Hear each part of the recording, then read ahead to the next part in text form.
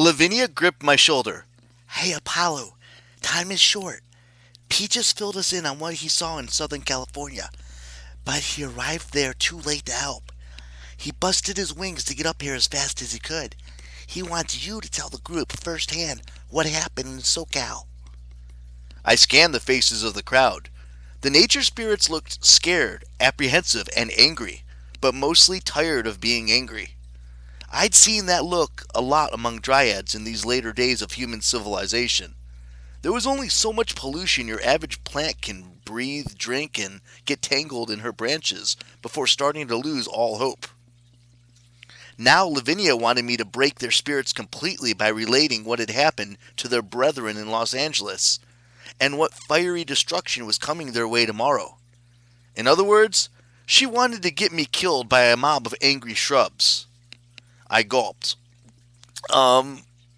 Here, this might help. Lavinia slung her backpack off her shoulder. I hadn't paid much attention to how bulky it was, since she was always tromping around with lots of gear. When she opened it, the last thing I expected her to pull out was my ukulele, newly polished and restrung. How? I asked as she placed it in my arms. I stole it from your room, she said, as if this was obviously what friends did for each other. You were asleep forever. I took it to a buddy of mine who repairs instruments. Marilyn, daughter of Euterpe. You know, the muse of music? I know Euterpe. Of course. Her specialty is flutes, not ukuleles. But the action on this fretboard is perfect now. Marilyn must be... so... I realized I was rambling. Thank you. Lavinia fixed me with her stare, silently commanded me to make her effort worthwhile. She stepped back and joined the circle of nature spirits. I strummed. Lavinia was right. The instrument helped. Not to hide behind, as I discovered. One cannot hide behind a ukulele. But it lent confidence to my voice. After a few minor chords, I began to sing The Fall of Jason Grace, as I had when we first arrived at Camp Jupiter. The song quickly morphed, however. Like all good performers, I adapted the material to my audience. I sang of the wildfires and droughts that had scorched Southern California. I sang of the brave cacti and satyrs from the cistern in Palm Springs, who had struggled valiantly to find the source of the destruction. I sang of the dryads, Agave and Moneymaker, both gravely injured in the burning maze, and how Moneymaker had died in the arms of Aloe Vera.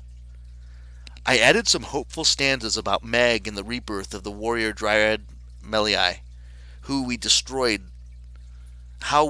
the burning maze and given SoCal's environment at least a fighting chance to heal.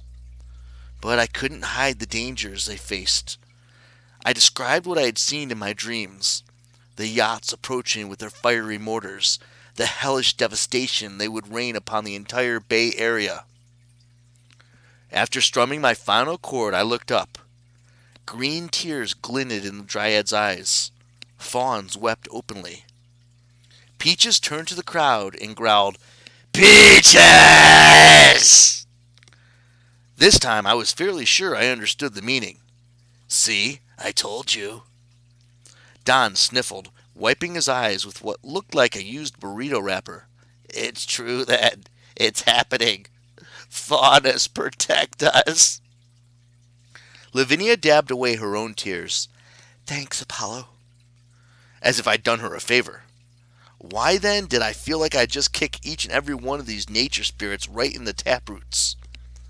I'd spent a lot of time worrying about the fate of New Rome and Camp Jupiter, the oracles, my friends, and myself.